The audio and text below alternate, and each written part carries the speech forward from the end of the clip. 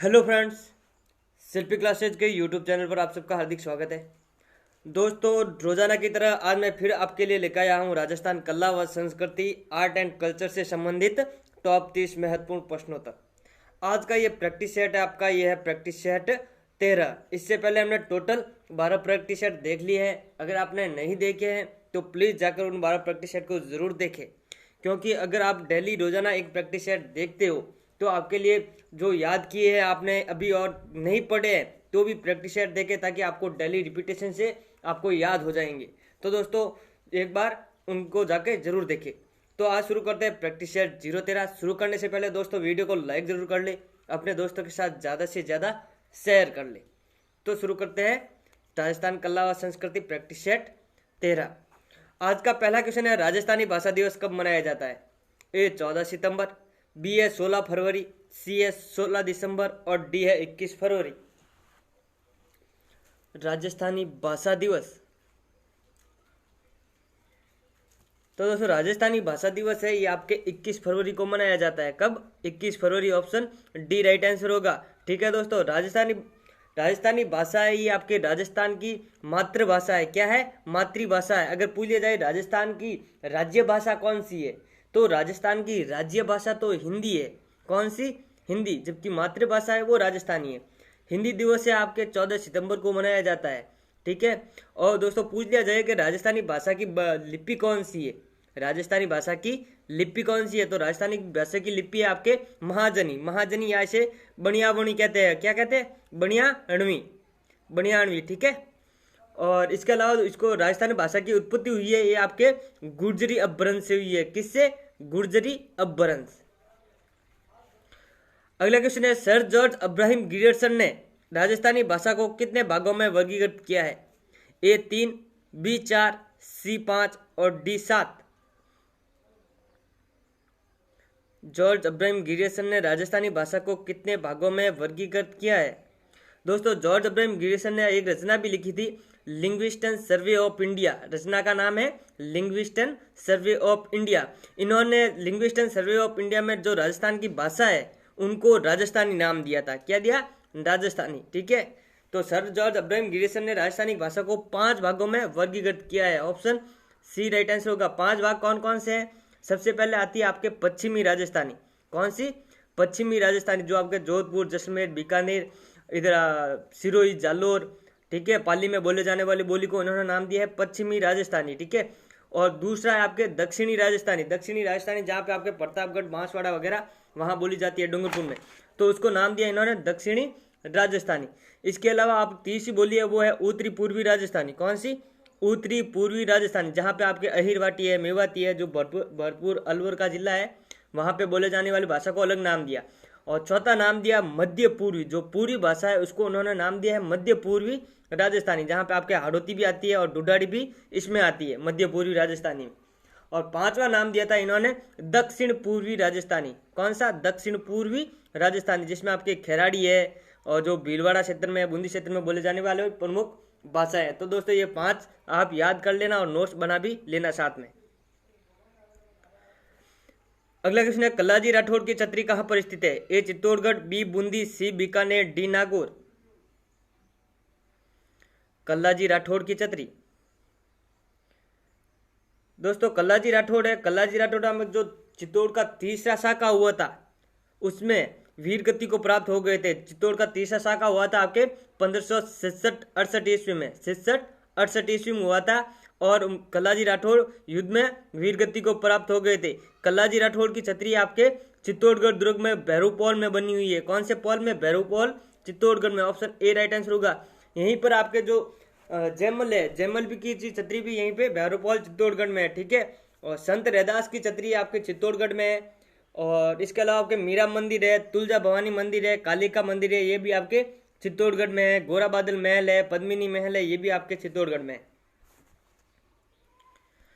अगला क्वेश्चन है, महाराणा प्रताप की छतरी कहां पर स्थित है?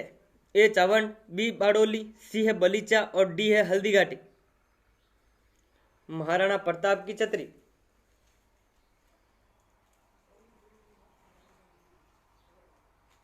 महाराणा प्रताप की छतरी। तो दोस्तों यहाँ पे मैंने 2 ऑप्शन दिए हैं, चावंड और बाड़ोली। ज़्यादातर लोग क्या है कि बड़ो चावंड को सही मानते हैं, लेकिन वो चावंड में जो महाराणा प्रताप की छतरी है वो चावंड में नहीं है, चावंड के पास में बारडोली में है। कहाँ पे? बारडोली में है, जो कि आपके 8 खंभों की छतरी है। बारडोली में एक बांध बना हुआ है, खेजड़ बांध, ठीक है। तो बारडोली में खेजड़ बांध के पास 8 खंभों की छतरी बनी हुई है महाराणा प्रताप की, जिसको आपके चावंड में माना जा रहा है, ठीक है। तो अगर आपके ऑप्शन में बारडोली आए तो बारडोली राइट करना, अगर चावंड आए तो चावंड राइट कर देना, ठीक है।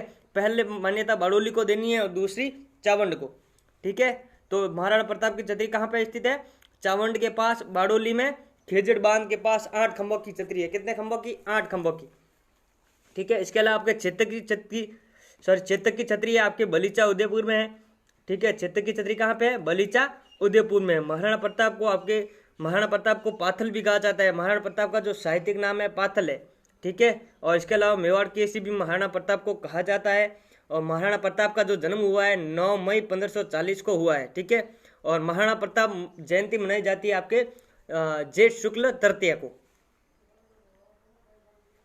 अगला क्वेश्चन है, निम्न में से कौन सा वाद्य यंत्र सुशीर वाद्य यंत्र नहीं है?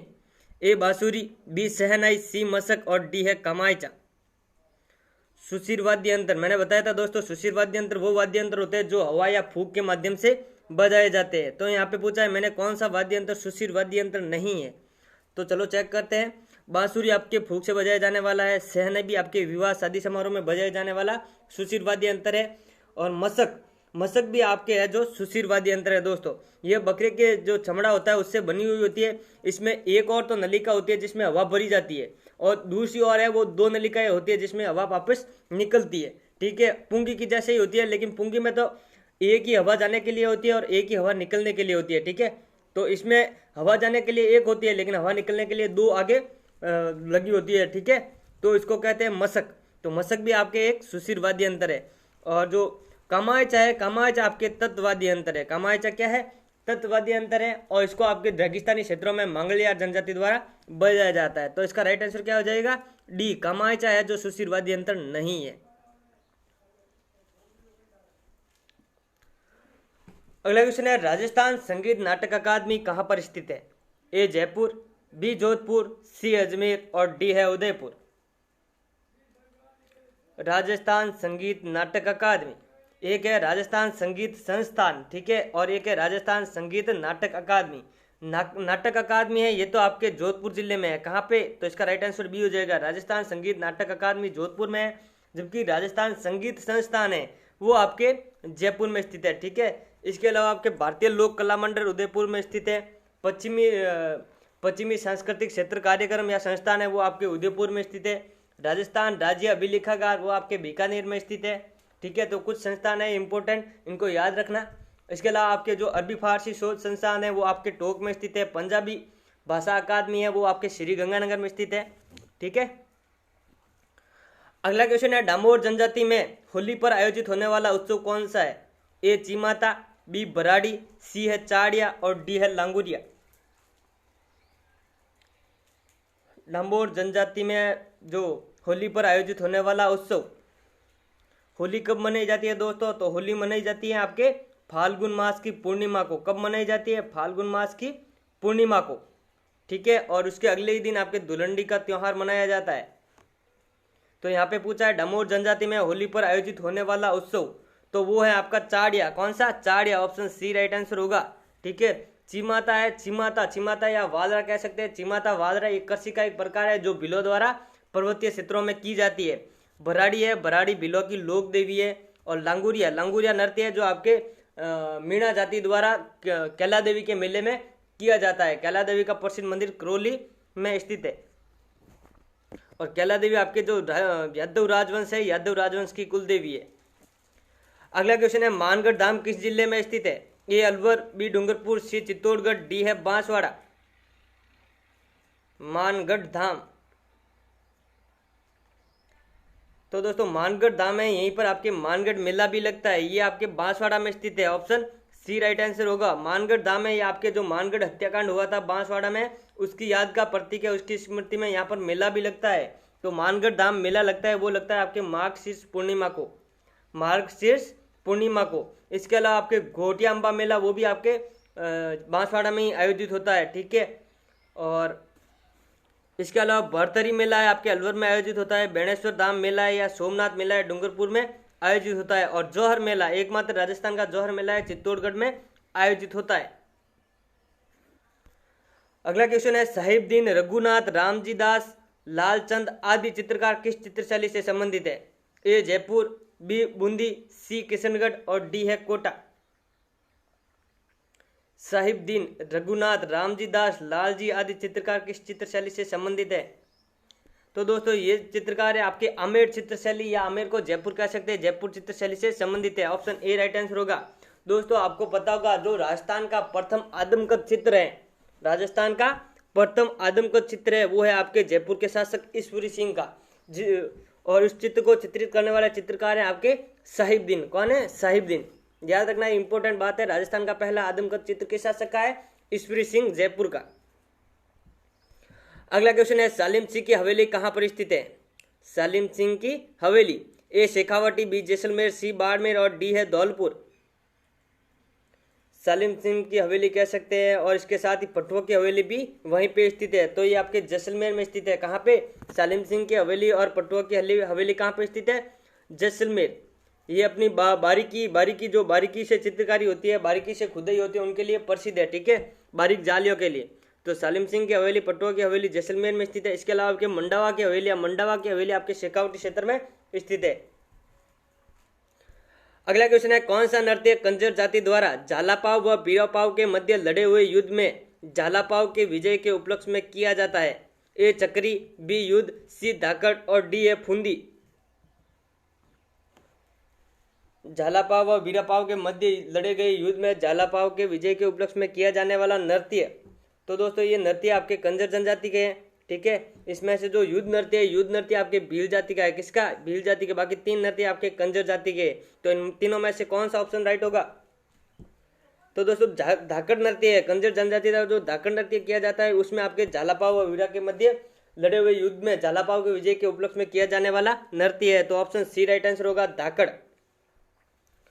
अगला क्वेश्चन है किस नृत्य का उदय पदरला या पादरला गांव पाली से हुआ है? ए थाली नृत्य, बी तेरह ताली नृत्य, सी है अग्नि नृत्य और डी है ढोल नृत्य। पादरला गांव पाली से किस नृत्य का उद्गम माना जाता है? तो दोस्तों वो माना जाता है तेरह ताली का। ऑप्शन बी राइट आंसर होगा। तेरह ताली नृत्य का उद्गम है पादरला गांव या पाली से माना जाता है। तेरह ताली नृत्य आपके रामदेव जी के मेले में किया जाता है। इसके अलावा आपके जो हिंगलाज माता की आराधना में भी तेरह ताली नृत्य किया जाता है। और थाली नृत्य आपके पाबूजी के मेले में किया जाता है। अग्नि नृत्य आपके बीकानेर का प्रसिद्ध है, जो कि जसनाती संप्रदाय का प्रमुख नृत्य है। ढोल नृत्य आपके शाचलीय संप्रदाय का नृत्य है और ये जालोर में प्रसिद्ध है। अगला क्वेश्चन है वधु पक्ष की महिलाएं जब बारात का डेरा देखने जाती है तो कौन सा गीत गाती है? ए शीटले, बी जखड़ी, सी है जलो जलाल और डी है कामन। दोस्तों मैं प्रत्येक क्वेश्चन के पीछे 5 सेकंड का समय इसलिए दे रहा हूं ताकि आप सोच समझकर आंसर दे सके। वधु पक्ष की महिलाओं जब बारात का डेरा देखने जाती है तो कौन सा गीत गाती है? तो वो गाती है जलो जलाल। कौन सा? जलो जलाल गीत है वर पक्ष की महिलाएं जब बारात का डेरा देखने जाती है तब गाती है, ठीक है। इसके अलावा जो जखड़ी है, सीटले है, ये वधु की विदाई के समय गाए जाने वाले गीत है, लेकिन सीटले है ये गाली गीत है, जबकि ये जखड़ी है ये एक साधारण गीत है। जो वधु की विदाई के समय गाए जाने वाले दोनों गीत है, सीटले गाली गीत है जबकि ये साधारण गीत है। कामन है ये आपके वर को जादू टोने से बचाने के लिए गाया जाने वाला गीत है, कामन। अगला क्वेश्चन है सर्दी से बचाव हेतु ओढ़े जाने वाला रेजे का बना चदरनुमा वस्त्र कहलाता है? ए गुग्गी, बी पचेवड़ा, सी आत्मसुख, डी है तिलका। सर्दी से बचाव हेतु ओढ़े जाने वाला रेजे का बना चदरनुमा वस्त्र, तो दोस्तों रेजे का बना छदरनुमा वस्त्र है वो आपका होता है पचेवड़ा। ऑप्शन बी राइट आंसर होगा। पचेवड़ा है जो आपके रेजे का बना वस्त्र होता है जो सर्दी में ओढ़े जाता है। घुगी है ये मोटे ऊन का बना वस्त्र होता है जो आपके सर्दी या बरसात दोनों में पहना जाता है या ओढ़ा जाता है, ठीक है। आत्मसुख है ये सर्दी का है, लेकिन इसको आपके कश्मीरी फिरन की तुलना की जाती है इससे, आत्मसुख से। सर्दी में पहने जाने वाला कोटनुमा वस्त्र है। तिलका है ये आपके तिलका मुस्लिम स्त्रियों का पहनावा है। अगला क्वेश्चन है दानेश्वर तीर्थ किस जिले में स्थित है? ए पाली, बी बाड़मेर, सी अजमेर और डी है जयपुर। दानेश्वर तीर्थ, दोस्तों दानेश्वर तीर्थ को आपके मिनी पुष्कर भी कहा जाता है, मिनी पुष्कर। ठीक है, पुष्कर तो अजमेर में है, लेकिन दानेश्वर तीर्थ है, दानेश्वर तीर्थ को आपके मिनी पुष्कर कहा जाता है, और दानेश्वर तीर्थ भी आपके अजमेर में स्थित है। ऑप्शन सी राइट आंसर होगा। इसके अलावा जो आपके पुष्कर है, पुष्कर को आपके तीर्थों का मामा कहा जाता है, तीर्थराज कहा जाता है। ठीक है, तीर्थों का भांजा, तीर्थों का भांजा किसे कहा जाता है दोस्तों, आपके लिए क्वेश्चन जोड़ रहा हूं, तीर्थों का भांजा किस तीर्थ को कहा जाता है? इसका आंसर आपके कमेंट बॉक्स में जरूर लिखिएगा। ठीक है, तीर्थों का भांजा, तीर्थों का मामा या तीर्थराज तो पुष्कर है, लेकिन तीर्थों का भांजा किसे कहा जाता है? अगला क्वेश्चन है, पांडुपौल हनुमान मंदिर कहां पर स्थित है? ए चूरू, बी जयपुर, सी दौसा, डी अलवर। पांडुपौल हनुमान मंदिर,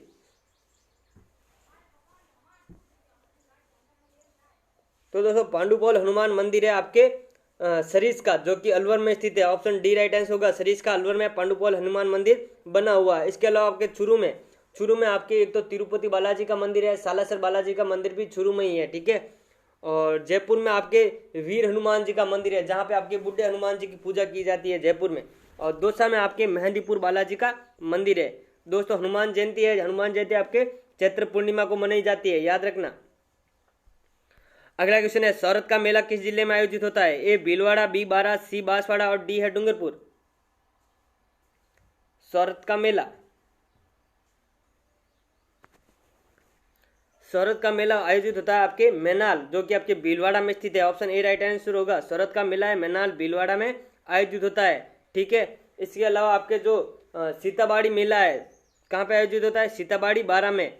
बांसवाड़ा में मानगढ़ मेला है, गोटियांबा मेला है, डूंगरपुर में आपके बेणेश्वर धाम मेला है, सोमनाथ मेला है, देव सोमनाथ मेला भी डूंगरपुर में आयोजित होता है, सोम नदी के किनारे।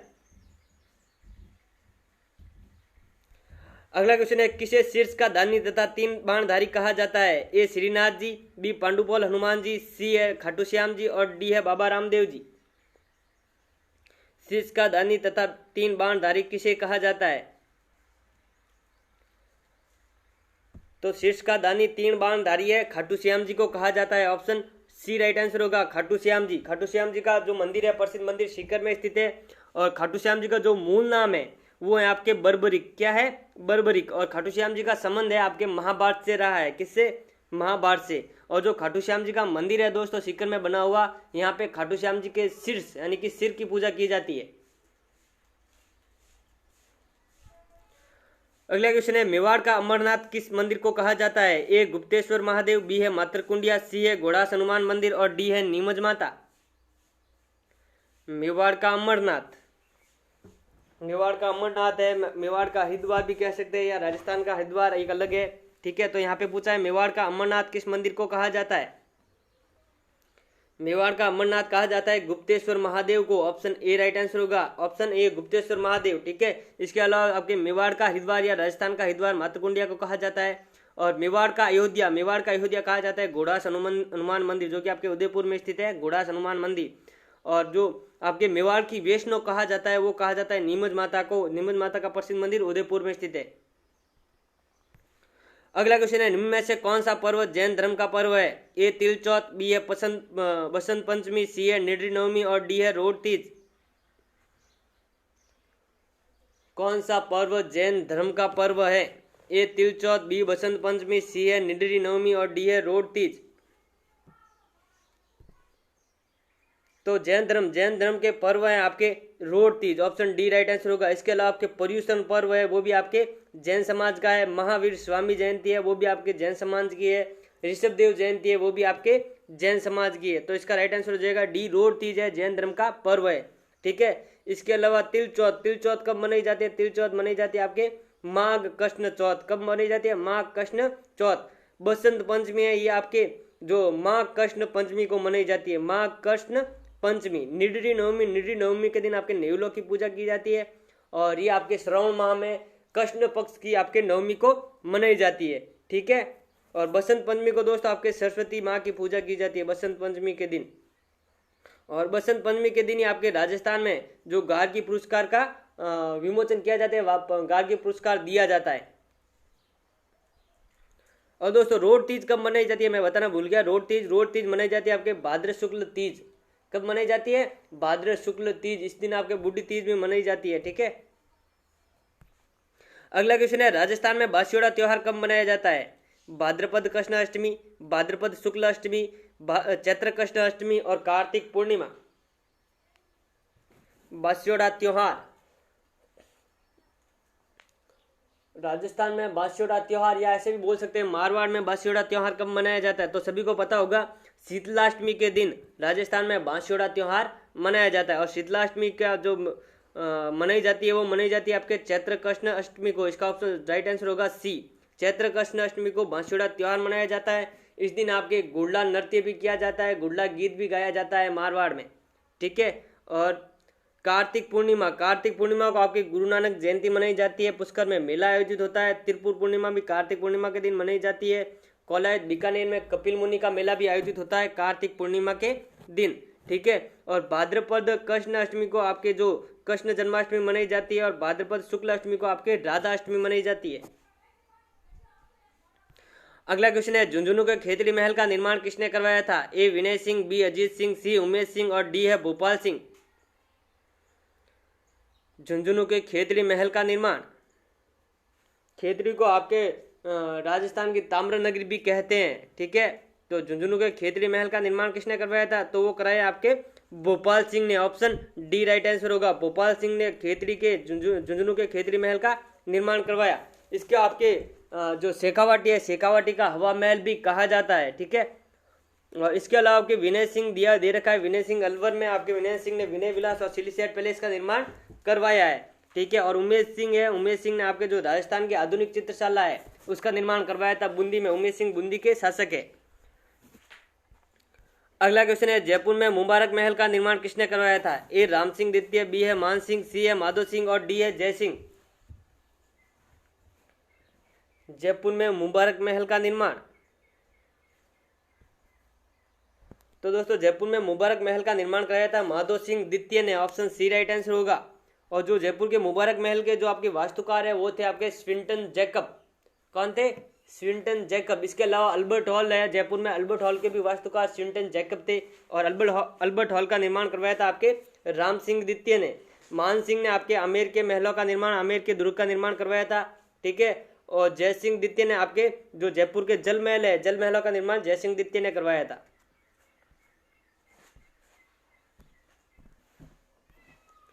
अगला क्वेश्चन है, पित्तल की बनी वस्तुओं या आभूषणों या बर्तनों पर मीनाकारी का कार्य कहलाता है? ए थेवा कल्ला, बी है तारकसी कल्ला, सी है मुरादाबादी कल्ला और डी है तहनीस कल्ला।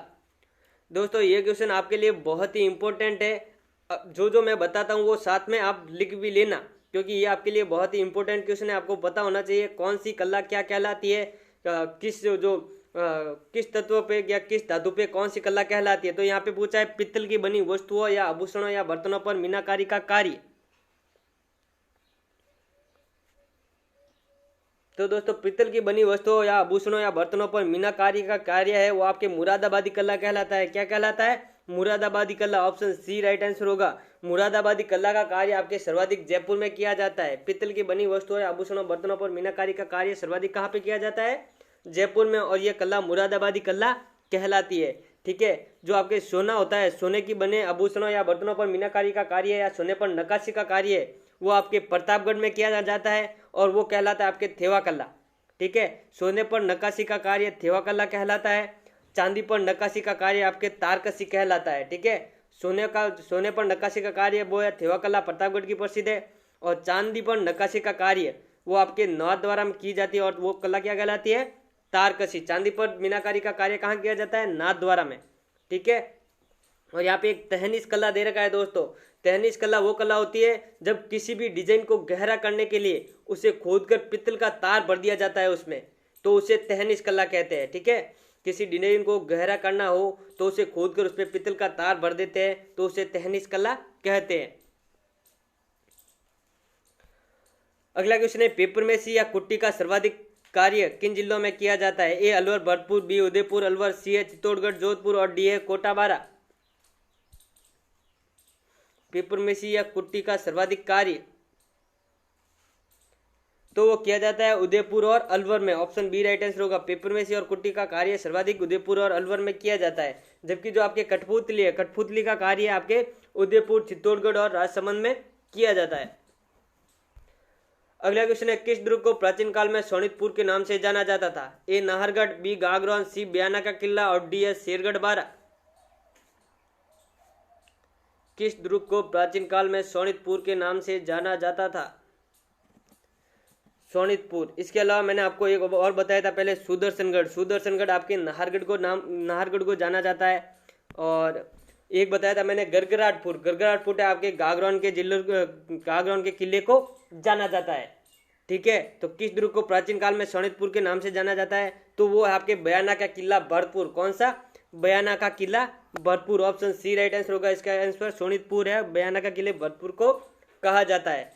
बयाना के किले का निर्माण है आपके 1040 में यादव वंश के शासक था विजयपाल। विजयपाल ने बयाना के किले का निर्माण करवाया था। ठीक है, और यह किला है आपके जो दमदमा पहाड़ी या मानी की पहाड़ी, इसको दमदमा पहाड़ी को ही मानी की पहाड़ी कहा जाता है, तो मानी की पहाड़ी या दमदमा पहाड़ी पर स्थित है। ठीक है, और इसी दुर्ग में जो आपका राजस्थान का प्रथम विजय स्तंभ है वो स्थित है। राजस्थान का प्रथम विजय स्तंभ तो बयाना के किले में स्थित है, जिसका निर्माण आपके जो गुप्त शासक था समुद्रगुप्त ने करवाया था। और बयाना का किला ये अपनी दुर्भेद्यता के कारण प्रसिद्ध है। ठीक है दोस्तों, इसके अलावा इसके किले को बहादुरगढ़ भी कहा जाता है। और जो दूसरा आपके राजस्थान का दूसरा विजय स्तंभ है चित्तौड़गढ़ में है, और तीसरा विजय स्तंभ है तनोट माता मंदिर जैसलमेर में स्थित है। तो ये बातें याद रखना। अगला क्वेश्चन है, आवल बावल की संधि के तहत किस दुर्ग का निर्माण करवाया गया? ए आहुआ का किला, बी है सिवाना का किला, सी है सोजत का किला और डी है सुवर्णगिरी दुर्ग। आवल बावल की संधि आपके मारवाड़ मेवाड़ की संधि भी कहलाती है, जो कि आपके 1453 ईस्वी में हुई थी। आवल बावल की संधि कब हुई थी? 1453 ईस्वी में मारवाड़ के शासक जोधा और मेवाड़ के शासक राणा कुंभा के मध्य हुई थी। और इस संधि के तहत जो आपके किले का निर्माण करवाया गया था वो करवाया गया था सोजत का किला पाली। ऑप्शन सी राइट आंसर होगा। सोजत का किला पाली का निर्माण आपके करवाया था जोधा का पुत्र राव निम्बा द्वारा। अगला क्वेश्चन है, बदाना माता का मंदिर किस जिले में स्थित है? ए जयपुर, बी बांसवाड़ा, सी कोटा, डी झुंझुनू। बदाना माता का मंदिर, तो दोस्तों बदाना माता का मंदिर आपके बदाना गांव कोटा में स्थित है। कहां पे? कोटा में। ऑप्शन सी राइट आंसर होगा। यहाँ पर आपके विभीषण जी का भी मंदिर है और मथुराधीश का मंदिर भी यहीं पर बना हुआ है। अगला क्वेश्चन है, राजस्थान में ब्रह्मा जी का दूसरा मंदिर कहां पर स्थित है? ए पुष्कर, बी छींच, सी नाडोल और डी है अशोत्रा। राजस्थान में ब्रह्मा जी का दूसरा मंदिर, पहला मंदिर पुष्कर में है और एक दूसरा मंदिर है आपके अशोत्रा बाड़मेर में। ऑप्शन डी राइट आंसर होगा। ब्रह्मा जी का पहला मंदिर तो पुष्कर में है, दूसरा अशोत्रा बाड़मेर में है, और जो ब्रह्मा जी का तीसरा मंदिर है वो है आपके छींच बांसवाड़ा में। कहाँ पे? छींच बांसवाड़ा में। और यहाँ पे आपके कार्तिक पूर्णिमा को मेला आयोजित होता है तीनों जगह। अगला क्वेश्चन है, जोधपुर दुर्ग की नींव किस लोक देवी के द्वारा रखी गई? ए जीण माता, बी करणी माता, सी चामुंडा माता, डी है नागनेची माता। जोधपुर दुर्ग की नींव, तो दोस्तों जोधपुर दुर्ग का निर्माण तो आपके राव जोधा ने करवाया था। ठीक है, 1459 ईस्वी में। ठीक है, 1459 ईस्वी में राव जोधा ने जोधपुर दुर्ग का निर्माण करवाया था। और इसकी नींव आपकी रिद्धिबाई वो आपके करणी माता के बचपन का नाम था। किसके? करणी माता के बचपन का नाम क्या था? रिद्धिबाई। तो जोधपुर के दुर्ग की नींव आपके रिद्धिबाई के द्वारा रखी गई, करणी माता के द्वारा रखी गई। ऑप्शन बी राइट आंसर होगा। करणी माता आपके बीकानेर के राठौड़ राजवंश की आराध्य देवी है। तो दोस्तों ये थे आज के आपके टॉप 30 क्वेश्चन। अगर आपका हमारा ये वीडियो टेस्ट श्रृंखला अच्छी लगी हो तो वीडियो को लाइक जरूर करें, अपने मित्रों के साथ ज़्यादा से ज़्यादा शेयर करें, शिल्पी क्लासेज के यूट्यूब चैनल को जरूर सब्सक्राइब करें और अपने दोस्तों को भी सब्सक्राइब करने का बोले। आप इस टेस्ट के माध्यम से आप अपनी स्टडी रोजाना डेली प्रैक्टिस कर सकते हैं और अपनी स्टडी किस लेवल तक पहुंची है उसका पता कर सकते हैं। दोस्तों शिल्पी क्लासेज आपके लिए ऑनलाइन टेस्ट सीरीज अवेलेबल करा रहा है, इसका फायदा जरूर उठाएं। ठीक है दोस्तों, थैंक यू फ्रेंड्स, फिर मिलेंगे।